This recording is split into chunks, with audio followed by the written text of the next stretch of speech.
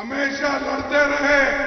आज जो इंडिपेंडेंट तेलंगाना हुआ, ये सोनिया गांधी जी के आशीर्वाद से हुआ, ये सोनिया गांधी के नेतृत्व में हुआ।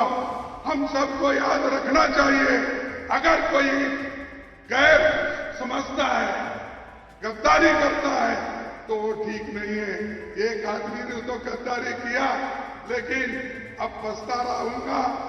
कई लोग कोई बोलते हैं सोया है, कोई बोलते हैं उड़ा है, कोई बोलते हैं बात कर रहा है, बोलते हैं, मुझे मालूम नहीं। लेकिन जो कांग्रेस के साथ गद्दारी करता है, वो एक न एक दिन जरूर हारता है। బీజేపీ భయపెట్టించే ప్రయత్నం చేస్తుంది కానీ తెలంగాణలో భయపడే వాళ్ళు ఎవరూ లేరు.